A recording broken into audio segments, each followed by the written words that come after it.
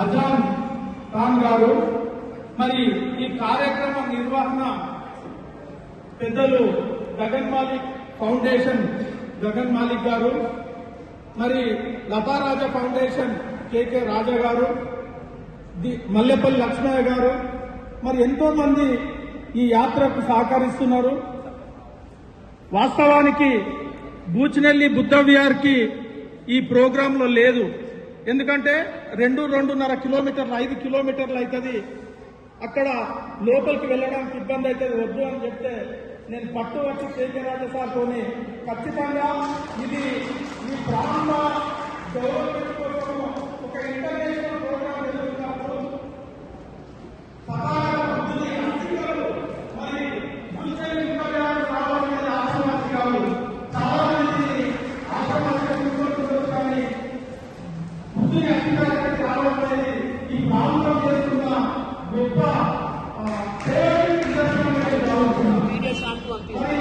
మనం ఏ కార్యక్రమం చేసినా చెప్పుడు కంటే మాట చెప్పడం అంటే పనిచేయడం చాలా ముఖ్యం. మరి ఆ కృషి చేస్తే మనం కష్టపడతాం. అట్లాగే మరి మల్లెపల్లి లక్ష్మయ్య గారు, నేను తెలంగాణ రాష్ట్ర జనరల్ సెక్రటరీగా ఈ మధ్యనే ఎన్నిక కావడం, మరి నాకున్న నెట్వర్క్ ద్వారా మరి ప్రత్యేకంగా ఈ రాష్ట్ర ప్రభుత్వానికి, ఎందుకంటే పోలీస్ డిపార్ట్మెంట్ ఆ డిపార్ట్మెంట్ వాళ్ళు తెలంగాణ రాష్ట్ర సరిహద్దుల నుంచి అసోసియేట్ అయ్యి అండదండగా ఉన్నందుకు తెలంగాణ పోలీస్ డిపార్ట్మెంట్ కు ప్రత్యేకమైన ధన్యవాదాలు తెలియజేస్తున్నాం.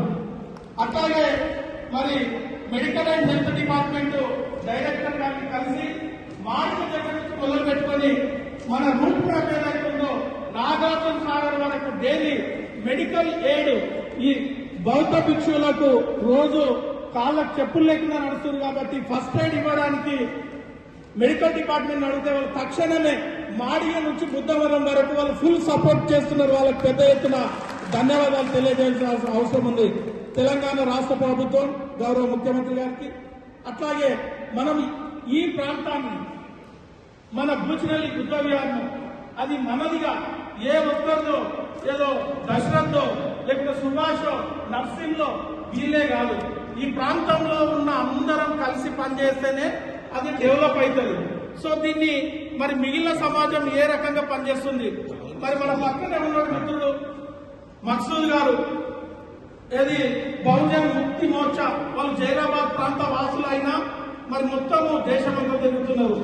ఈ రోజు యాక్చువల్ గా గగన్ మాలిక్ గారు చాలా రిచ్ బిజినెస్ మ్యాన్, అవన్నీ పక్కన పెట్టేసి బుద్ధిజాన్ని తథాగత బుద్ధుడు ఇక్కడ పుట్టిండు, ఇది బుద్ధ భూమి, దాన్ని బతికించాలి అని మొత్తం ప్రపంచవ్యాప్తంగా వారు తిరుగుతూ దీన్ని ఇంకా డెవలప్ చేయాలనే కృషితో పనిచేస్తున్నారు. నేను ఈ మధ్యనే 26 నవంబర్ రోజు బుద్ధ గయకు వెళ్ళాను. అక్కడ ఉన్న మొత్తం ప్రపంచంలో ఉన్న బౌద్ధులందరూ కూడా అక్కడ వచ్చి చాలా అద్భుతంగా ఉంది బౌద్ధ గయ. ప్రతి ఒక్కరు దర్శించాల్సిన అవసరం ఉంది. దాన్ని ఏదో దర్శించి వదిలేయడం కాదు, మనం పాటించాల్సిన అవసరం ఉంది. బాబాసాహెబ్ అంబేద్కర్ ఏదైతే చెప్పిండో మనకు ఒక అసైన్మెంట్ ఇచ్చిండు, నీకు చేతనైతే ఈ బండిని ముందుకు లాగు, చేత కాకపోతే దాన్ని అర్థమే వదిలేయండి, దయచేసి వెనక్కి లాగే ప్రయత్నం చేయకండి అని వారు చెప్పిన వారి మాటలు